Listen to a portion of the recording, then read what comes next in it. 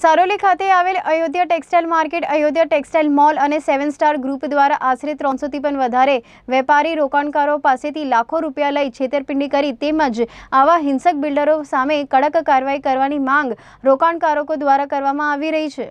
સારોલી ખાતે આવેલ Ayodhya textile market અને અયોધ્યા ટેક્સટાઇલ મોલ અને 7 સ્ટાર ગ્રુપ દ્વારા જે 2015 માં રોકાણકારો અને વેપારીઓ પાસેથી લાખો રૂપિયા લઈ હજી સુધી કોઈ પણ રોકાણકારોને દુકાનના દસ્તાવેજ અને દુકાન સોંપવામાં આવી નથી, જેથી આજ રોજ સારોલી ખાતે આવેલ અયોધ્યા ટેક્સટાઇલ માર્કેટ ખાતે રોકાણકારો અને વેપારીઓએ વિરોધ કર્યો છે।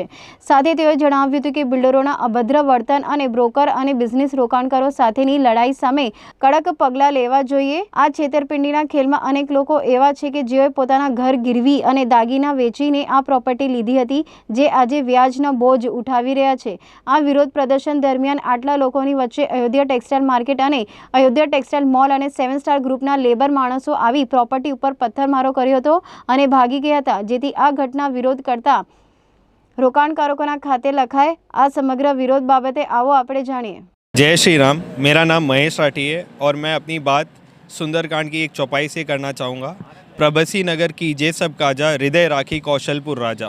जैसे सुंदरकांड में हनुमान जी सीता जी को देखने गए थे अयोध्या, फिर वो वापस लेकर आए थे, हम भी यही चाहते हैं कि बिल्डर में राम जगे और हमें अपनी अयोध्या वापस मिले। हम बहुत सारे लोग यहाँ पर हैं, अभी तो आपको कुछ ही दिख रहे हैं, बाकी बहुत सारे पीड़ित लोग हैं जिन्होंने अपना घर बेच के, घर का आर्जा मार्जा करके इस प्रोजेक्ट में पैसे डाले थे। Ayodhya mall, textile mall, Ayodhya textile market, दोनों से बहुत पीड़ित लोग हैं। इसके अलावा भी अयोध्या मार्केट के बिल्डर्स ने बहुत बड़ी चीटिंग की है। इनके साथ में कनानी ग्रुप भी जुड़े हुए हैं, जो वीनू भाई कनानी इनके वन ऑफ द पार्टनर्स में से हैं। हमने इसलिए इसमें पैसा डाला था इसमें कि 2015 में जो इन्होंने हम लोग को ट्रस्ट बिल्ड किया था, उसकी बात ही अलग थी और वो जो चीज़ें होने वाली थी वो चीज़ हमारे साथ बिल्कुल भी नहीं हुई और हमारे पास लोन का बोझा आ गया। हम लोग अंदर से पीड़ित हो गए और हमारे जैसे लगभग 500 करोड़ रुपया लोगों का इन्होंने पैसा खा लिया है, हम जैसे लोगों का।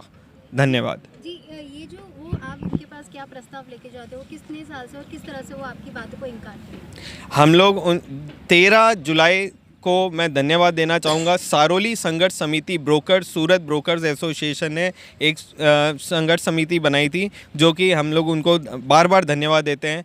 उन्होंने हमें आगे किया और 13 अगस्त को हम लोग ने ये समिति बनाई, अयोध्या टेक्सटाइल मार्केट कमेटी। उस समय हमने 3 से 4 बार इलेक्शंस के पहले, गुजरात इलेक्शंस के पहले 3 से 4 बार बिल्डर को प्रस्ताव दिया कि आप हमसे मिलिए, आपके साथ जो भी है हम आपके साथ खड़े हैं, लेकिन आप व्यापारिक तरीके से हमारे साथ खड़े रहिए। हमारे पास आज बैंक का लोन है, हमारे को प्रॉपर्टी नहीं मिल रही है, आप हमें ऐसे बातों में उलझाओगे तो नहीं मजा आएगा। आप हमें कुछ लिखित प्रमाण दो। तो हमारा बिल्डर से यही निवेदन था उस समय भी और आज भी। अगर बिल्डर व्यापारी तरीके से हमारे साथ जुड़ता है तो हम सब मिलकर इस मार्केट को खड़ा करवा सकते हैं। हमारे पास ऐसी शक्तियां आज भी मौजूद है कि ये मार्केट जो आपको अधूरा दिख रहा है ये पूरा हो सकता है, लेकिन बिल्डर इसको व्यापारिक तरीके से नहीं सोच रहा है। उसके मन में पता नहीं क्या छेतरपिंडी का आ चुका है। उसने ये काम 2017 से चालू किया, ये बात हमें आज मालूम पड़ रही है। मैं अनुरोध सोमानी अपने अयोध्या मार्केट की कमेटी का एक मेंबर हूँ। 6 महीने पहले यहाँ पे 350 लोग इकट्ठा हुए थे, जिनकी सबकी प्रॉब्लम्स थी। कमेटी बनी थी 21 लोगों की। हमारे पास जो फरियाद आई हैं उसके अंदर से 10 जो मेन फरियाद है वो मैं पब्लिक के सामने और जो लीगल अथॉरिटी है उनके सामने मैं लाना चाहता हूँ। मेन जो फरियाद हैं, ऐसे फरियादें बहुत सारी हैं। सबसे बड़ी फरियाद ये है कि लोगों ने पैसा दे रखा है, उनके नाम पे कोई ना साता काट हो रहा है ना दस्तावेज हो रहा है, लोगों से पैसा ले लिया है। दूसरा ये है कि मतलब जैसे एक ही शॉप, एक ही नंबर की शॉप, यहाँ पे 2 लोग हैं, वो बोलते हैं कि मेरी भी ये शॉप मेरे को भी मिली है, दूसरों को भी मिली है। 2 लोगों से सेम शॉप नंबर के सामने पैसा लिया है। तीसरा, जो पिरामल जिसके पास ये प्रॉपर्टी पड़ी थी, गिरवी पड़ी थी, आज की तारीख में भी गिरवी पड़ी है, वो भी माल लोगों को बेच रखा है। मतलब पिरामल वालों से भी पैसा ले रखा है और पब्लिक से भी पैसा ले रखा है। चौथा ऐसा है कि लोगों का ऐसा भी है मैटर्स, इन लोगों ने जो पैसा दिया है वो इनके 7 स्टार कंपनी के जो मेन अकाउंट है इनका, उसमें नहीं पास हुआ है वो चेक। इनके दूसरी कंपनीज़ हैं जिसके अंदर इनके खुद के ही स्टाफ हैं, वो जो चेक हैं वो उनके अकाउंट में पास हो रखे हैं। चौथा ऐसा है कि और मतलब जैसे इनको खुद के इनके जो स्टाफ हैं उनमें से भी ऐसे कुछ मैटर्स आए हैं हमारे पास फरियाद के अंदर कि उनके आधार कार्ड और उनके पैन कार्ड के ऊपर उनके कुछ अकाउंट्स खुले हुए हैं। जल्दी शायद वो लोग भी हमारे साथ जुड़ जाएंगे।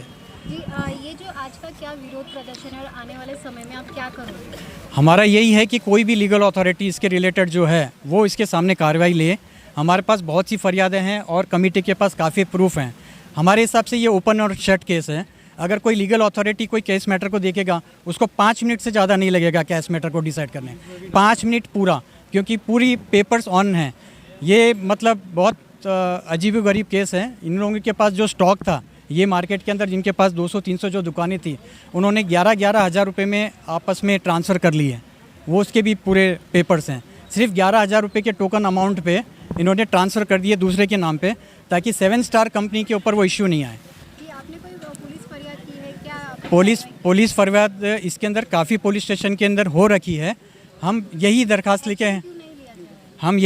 लेके बैठे हैं कि उसके सामने FIR हो और इसके सामने एक्शन लिया जाए। स्टेशन में आपकी FIR क्यों ऐड ऑन नहीं हो रही? हम CP ऑफिस तक गए हैं और वहाँ पे भी रिक्वेस्ट की है कि इसको FIR में दर्ज किया जाए। द्वारा क्या बोला गया?